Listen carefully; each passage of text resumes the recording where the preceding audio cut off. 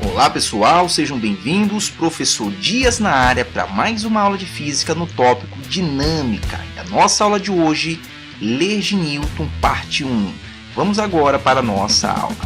Vamos então iniciar nosso primeiro tópico com a introdução histórica para compreender as leis do movimento de Isaac Newton. Então nós temos aqui, na Grécia Antiga, Aristóteles, que afirmava que para que um objeto esteja em movimento, é necessário que uma força exerça nele. Ah, professor! E essa ideia ficou por muito tempo, pessoal.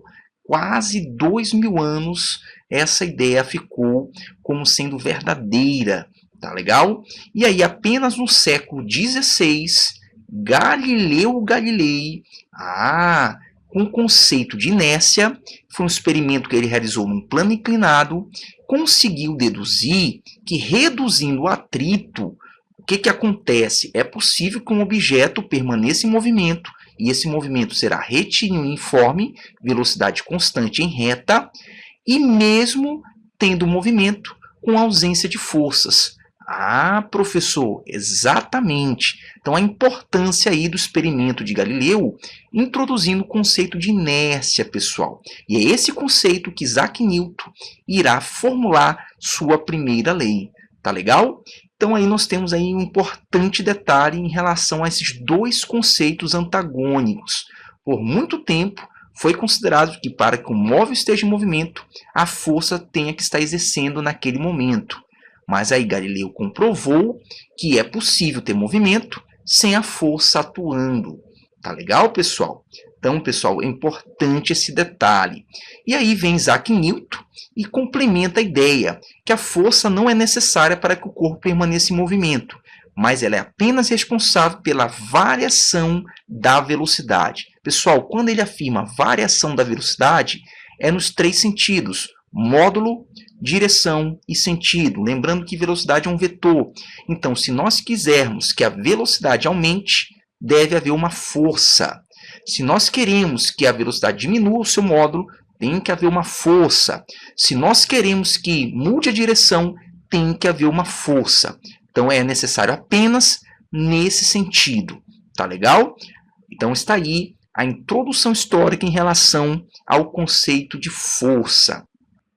Então, nosso segundo tópico, dinâmica, para compreendermos o conceito do tópico dinâmica, tá legal?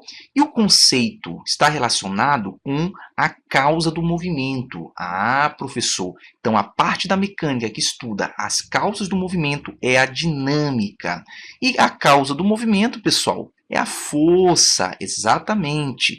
Então, mais do que nunca, vamos iniciar então com o conceito de força. O que é força? O que ela está relacionada? Então, vamos agora para o segundo tópico. Lembrar que força é uma grandeza física vetorial. Então, é necessário módulo ou intensidade, direção e sentido. E o nosso terceiro tópico é lembrar que, no sistema internacional, a unidade de força é Newton, em homenagem a Isaac Newton. Nosso quarto tópico é uma observação que a força ela pode alterar o movimento, mas também causar deformação no corpo. Então está aí duas causas da força: a alteração do movimento em módulo, direção e sentido da velocidade e a deformação de um corpo. E o último tópico, uma observação importante, é lembrar que força atuante é diferente de força resultante. É o que nós vamos ver a partir de agora no próximo tópico. Pessoal, vamos então para um importante detalhe, a diferença entre força resultante e força atuante. Ah, professor, então nós temos aqui um corpo, nós temos a força atuante 1, a força atuante 2 e a força atuante 3. Lembrando que para a física o que interessa é a força resultante, é aquela que substitui várias atuantes. Então, nessa situação, supondo que o F2 anula com o F1 aqui, eles têm o mesmo módulo, como tem sentidos opostos, vão se anular, então a resultante passa a ser a F3. Então aqui nós temos que a resultante está para essa direção, para esse sentido, e o módulo, o tamanho desse vetor. Tá legal? Então lembrando aqui que a força resultante é uma soma vetorial da força 1 com a força 2, nesse caso até a força 3, mas nós podemos até N forças. Ah, professor, pessoal, não significa que nós vamos somar diretamente os valores. Isso aqui é apenas a representação da soma vetorial. Para nós lembrarmos que a força resultante, ela substitui as atuantes, tá bom? Agora, se nós quisermos encontrar a direção e o sentido e o módulo, nós temos que utilizar a regra vetorial. Vamos aqui observar, para encontrarmos um módulo ou intensidade, nós temos a famosa lei dos cossenos adaptada. Se o ângulo for 0 graus, 90 e 180, nós usamos os casos particulares. Ah, professor, então para nós encontrarmos o valor numérico, nós temos que lembrar dessa lei dos cossenos adaptada e seus casos particulares.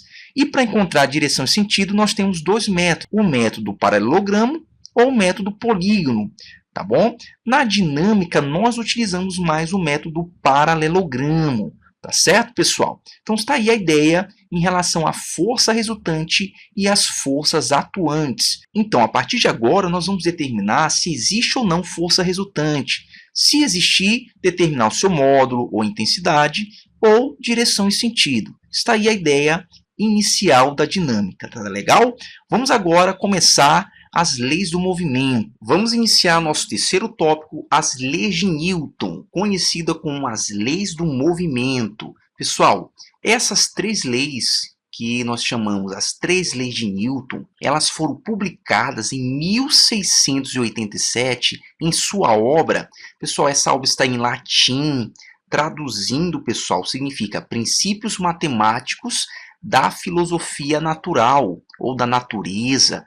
Tá bom? Então está aí o livro, estamos aqui com a imagem desse livro, um detalhe importante no ano de publicação, em 1687.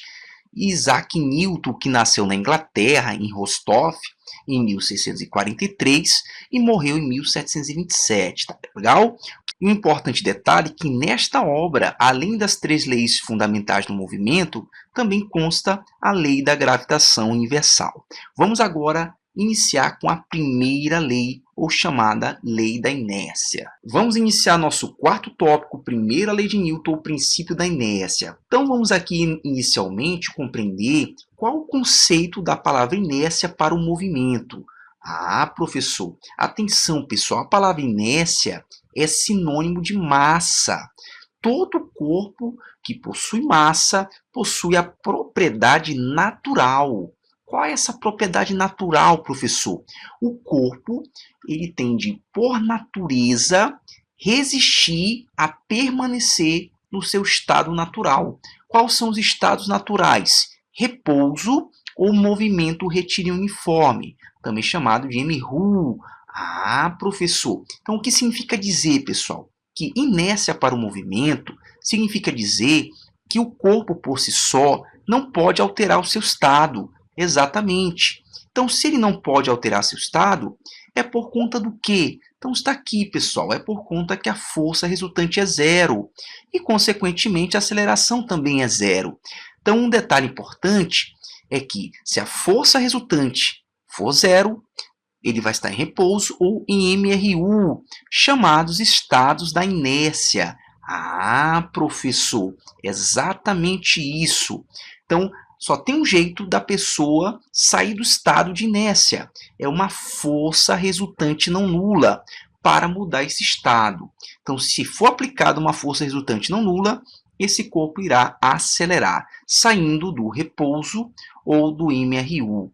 Olha só, professor, deu para compreender, pessoal? Então, a ideia primordial é que a inércia para o movimento é a impossibilidade de um corpo por si só sair do seu estado natural. É preciso uma força resultante externa que não seja nula para alterar esse movimento.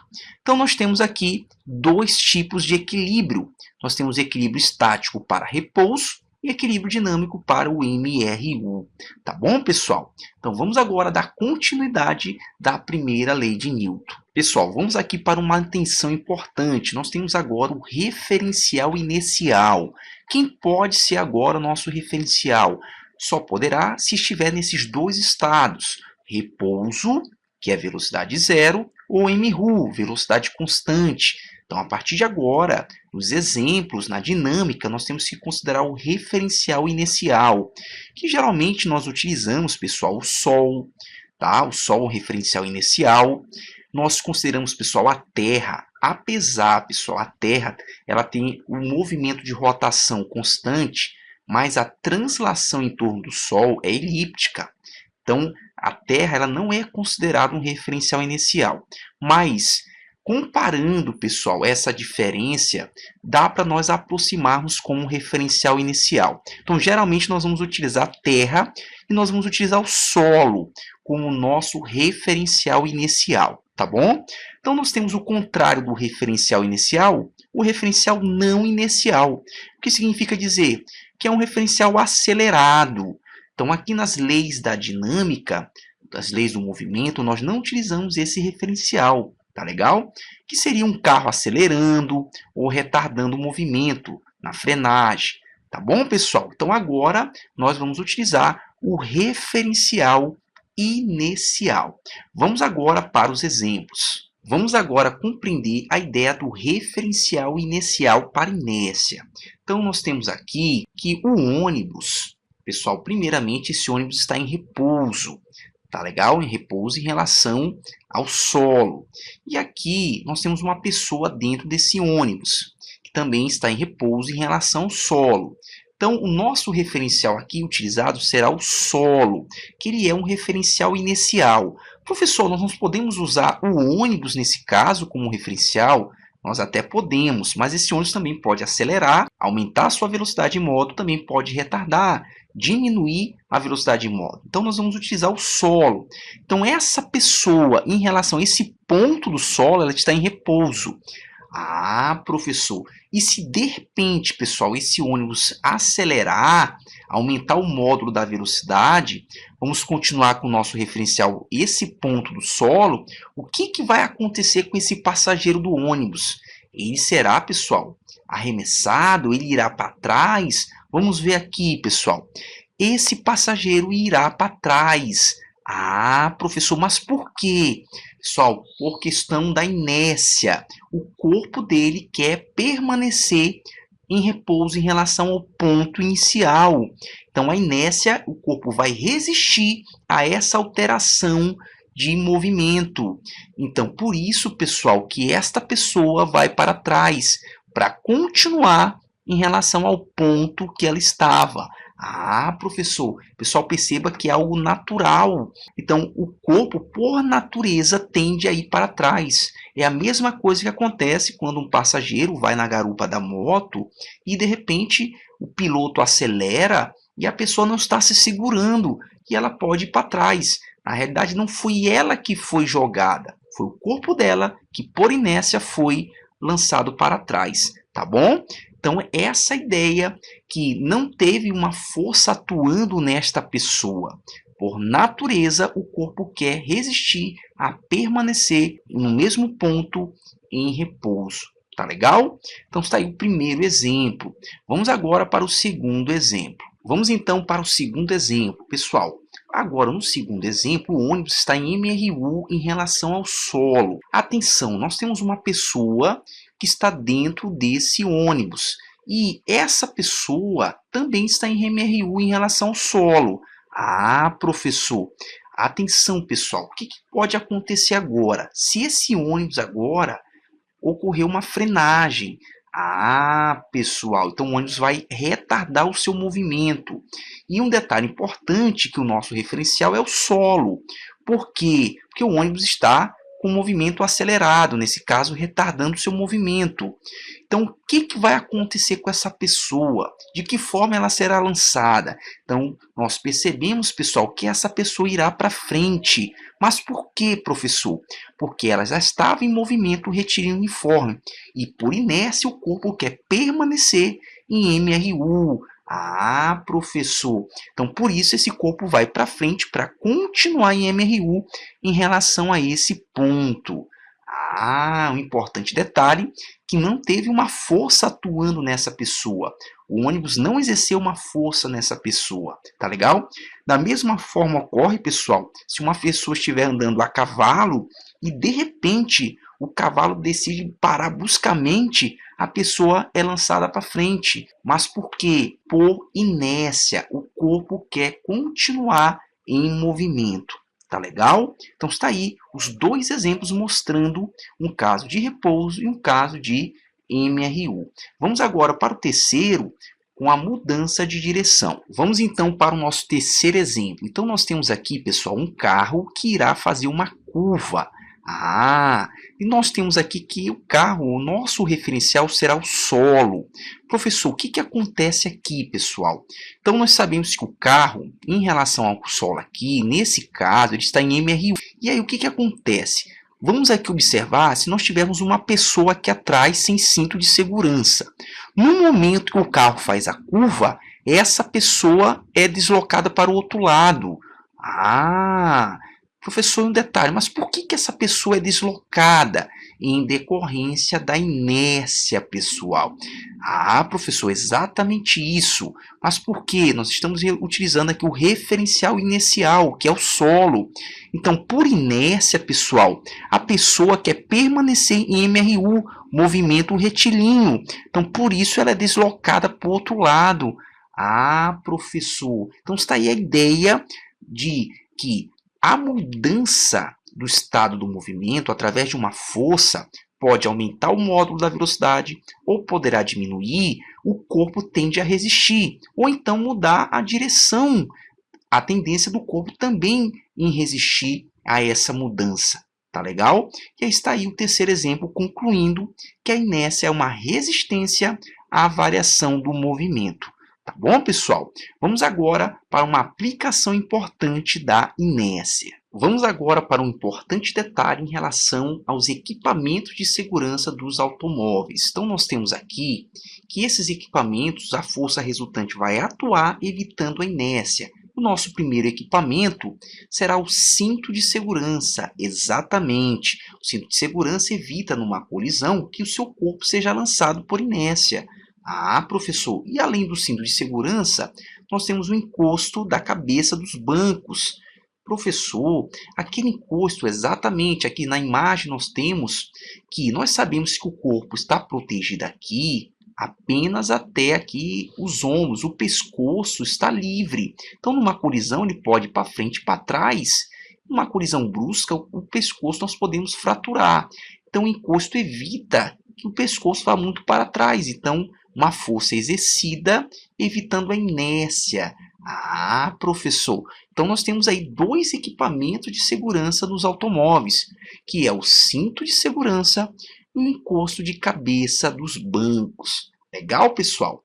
Vamos agora para um exemplo. Vamos então agora para o exemplo Enem 2011, segunda aplicação, também conhecido como PPL.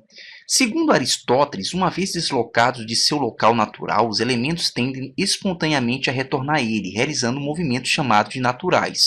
Já em movimento denominado forçado, um corpo só permaneceria em movimento enquanto houvesse uma causa para que ele ocorresse. Cessada essa causa, o referido elemento entraria em repouso ou adquiriria um movimento natural.